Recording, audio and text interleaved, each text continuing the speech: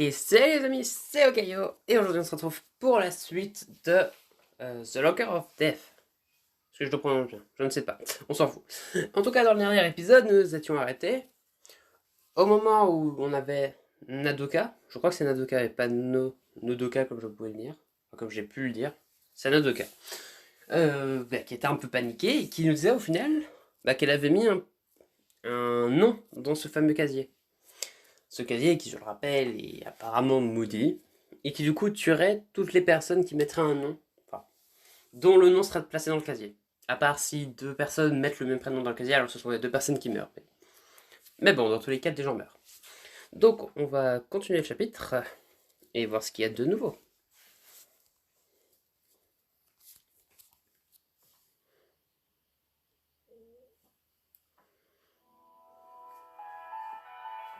Tu quoi? Je ne voulais pas faire de mal à personne. Je l'ai fait secrètement pendant le week-end avant de savoir que c'était vraiment une malédiction. Mais elle y est retournée sans nous après notre départ pour mettre un nom dans le casier. La légende du casier de l'amour avait l'air tellement romantique, j'avais envie d'y croire. Je savais même pas que tu éprouvais de l'intérêt pour quelqu'un. C'était pas le sujet, Simon. Ça m'a l'air depuis si longtemps, mais elle ne m'a jamais dit qu'elle craignait pour quelqu'un, je suis surpris de n'avoir rien remarqué. Mais pourquoi elle n'y était pas... Il n'y était plus quand j'ai regardé. À moins que le nom qu'elle a mis soit... Non, inutile de spéculer, le cas, bon moi là. Maintenant je sais qu'une malédiction pèse probablement sur le casier, et si c'est vrai, alors... Elle se couvre le visage. Nous trouverons un moyen de le rompre. Mais si on ne le fait pas, il va mourir à cause de moi. Ses épaules tremblent tandis qu'elle sanglote, le visage enfoui dans les mains. Je n'ai pas voulu ça. C'est la dernière chose que je voulais. Je voulais qu'il tombe amoureux de moi. Au lieu de ça, il va. Elle secoue la tête en s'interrompant, en sanglotant toujours. Je n'imagine même pas à quel point ça doit être horrible de savoir que tu as condamné accidentellement une personne que tu aimes. Pas étonnant qu'elle ait été aussi abattue après avoir appris pour Itsuo et Yaruto. Elle doit y penser depuis le début. Je me sens tellement coupable, et s'il arrive quelque chose, je saurais que c'est ma faute.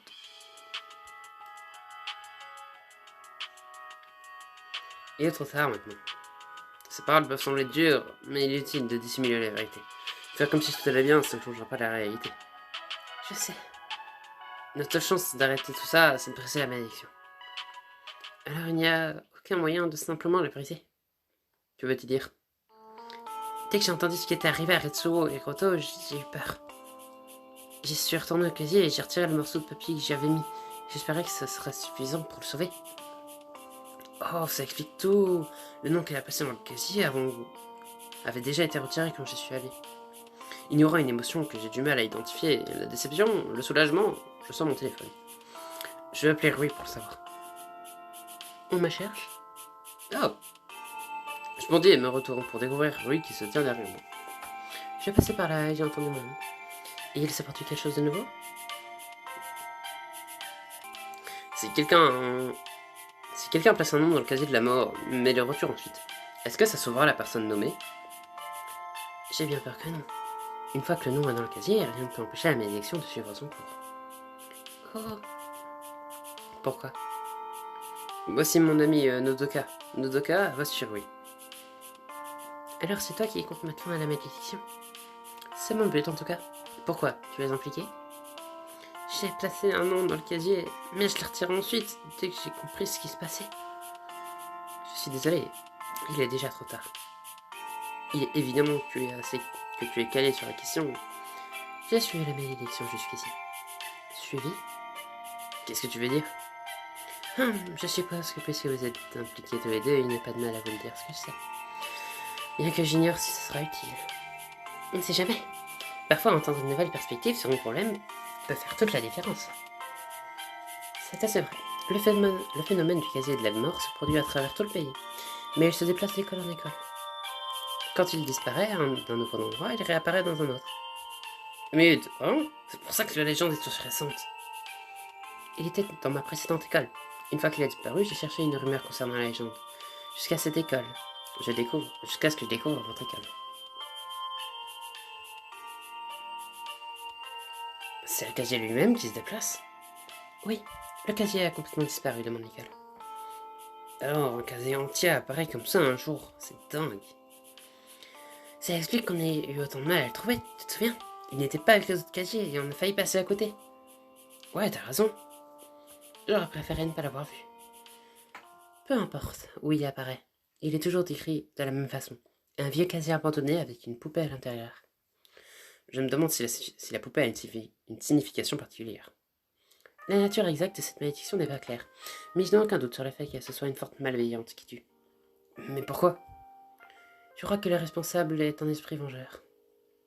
Un esprit? Tu vas dire un fantôme? C'est ça. Mon côté sceptique voudrait protester, mais un fantôme n'est pas le plus incroyable face à un casier maudit. J'ai fait des recherches sur les précédentes apparitions du casier de la mort, et j'ai retrouvé cette trace au fil des années. Ce que je sais, c'est que tout a commencé très peu de temps après la mort d'une jeune femme au lycée, une lycéenne. Alors tu penses que son esprit est responsable de la malédiction? Possible. Bien qu'apparemment ce soit juste une théorie. Eh bien, nous n'avons pas beaucoup de temps, qu'allons-nous faire?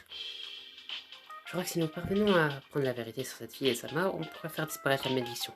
Quelque chose doit la retenir dans ce monde. On dirait qu'elle est furieuse d'être morte et qu'elle cherche à se venger. C'est aussi ce que je pense. Si ce qui est arrivé à la fille la conduite à produire une malédiction pareille, je doute qu'il soit possible de la raisonner et de l'envoyer paisiblement vers le repos éternel. Est-ce que ça aidera vraiment d'apprendre la vérité? Pour le moment, toutefois, le plus important c'est d'empêcher les gens d'utiliser la série. Je sais que vous avez déjà commencé à le faire, mais ça ne suffit pas. Qu'est-ce que tu as en tête? Nous allons sceller le casier pour que plus personne ne puisse placer un nom à l'intérieur. Fermer les fentes et verrouiller la porte. Si quelqu'un veut vraiment l'utiliser, cette personne trouvera bien un moyen. Quand même, ça arrêtera la plupart des gens. J'allais m'en occuper quand je vous ai entendu parler. Tu as besoin d'aide? J'apprécierais votre assistance si vous voulez m'accompagner. Restez simplement vigilant. Quand on a affaire à un esprit malveillant, on ne sait jamais de quoi il est capable. Alicia, comme si elle en avait déjà fait expérience. Sans savoir si c'est une bonne chose ou pas, je suis Rui qui dirige vers l'allée de l'aile abandonnée. Nodoka marche près de moi, les regards troublés. Ne t'en fais pas, on va s'en occuper. Je l'espère. Avec la malédiction qui nous menace, moi et le type dont elle a mis le nom dans le casier, elle doit être stressée. Je me demande qui c'est en tout cas. Je lui pose la question. J'essaie de ne pas lui poser la question. Puisqu'elle ne m'a pas donné l'information volontairement, il est évident qu'elle ne veut pas que je le sache. Après tout, ce n'est pas mes affaires. En plus, c'est pas comme si je pouvais la taquiner sur son crush. Le fait que la mort plane au-dessus de lui rend ça très déplaisant. Nous suivons Rui en silence dans le couloir. Par chance, l'aile abandonnée n'est pas gardée, mais je suis certain qu'il y a un professeur à proximité. Nous saisissons cette opportunité et nous précipitons à l'intérieur. Tu penses vraiment que ça va marcher? Cette casier peut aller d'une école à l'autre, il ne va pas simplement se déverrouiller. C'est une possibilité à prendre en compte, mais j'espère que ça n'arrêtera pas tant qu'il restera ici. Comment on va planter les fentes? Pour le moment, je pense qu'on devrait les bourrer de papier. Ça devrait être suffisant pour dissuader les visiteurs occasionnels. Si ça s'impose, on ira plus loin plus tard. Ok. Nous parcourons les couloirs boutonnés en direction de l'endroit où nous avons découvert le casier. Il me semble que cela fait une éternité, même si ça ne fait qu'une semaine. Le voici. Nous nous précipitons vers lui, mais alors que nous approchons, quelque chose apparaît devant le casier. Bon sang, est-ce que c'est un couteau? La lame flotte en l'air portée par une force invisible, et la pointe se pointe vers lui. Alors que nous arrêtons net, il fend l'air. Avec un cri, je me baisse alors que le couteau fend l'air. Ok. Je t'attends, Rui se jette sur le côté et le couteau passe sans la toucher. Tu vas bien? Oui, j'ai bougé sans. Vous n'avez rien non plus, tous les deux? Je fais bien. Moi aussi. Je me sens un peu coupable en ayant pensé qu'il y a moi alors que Rui est en danger, mais comment aurais-je pu mieux attendre? Au moins, elle l'a vu attendre. C'est quoi ça? Nous nous retournons, mais il n'y a plus de traces du couteau et c'est tout simplement volatilisé comme s'il était sorti de nulle part. Il s'est déjà produit ce genre de choses autour de la casier de la mort? Pas que je sache. Là, pourquoi ça arrive maintenant? Probablement parce que les forces qui se cachent derrière le casier savent où on s'oppose activement à elles. Et maintenant, doit-on toujours sceller le casier? Oui, on doit essayer. Restez sur vos gardes. Nous avançons prudemment et l'air devant le casier scintille. Nous nous figeons alors que quelque chose apparaît devant nous. Sans arme cette fois, mais... Une fille? N'approchez pas. C'est vraiment N'approchez pas. Alors que nous nous tenons devant le casier platifié par le choc, le fantôme pousse un horrible cri et se précipite vers nous. Est-ce l'esprit qui est responsable de la malédiction du casier? Qu'est-ce qu'elle va faire? Et comment peut-on sceller le casier si elle se met en travers de notre chemin? Découvrez-le dans le prochain chapitre. Bon, eh bien, c'est la fin d'un chapitre. Ou cette fois, il y aura eu un nouveau personnage. Au moins, bon, c'est un peu le coup classique d'une malédiction, c'est toujours un fantôme, un esprit vengeur. Ça, on l'a vu maintes et maintes fois. Rien que déjà dans la dernière série, c'était aussi un esprit vengeur, entre guillemets. Bon, pas pour les mêmes raisons à chaque fois. Au moins, c'est déjà ça bien.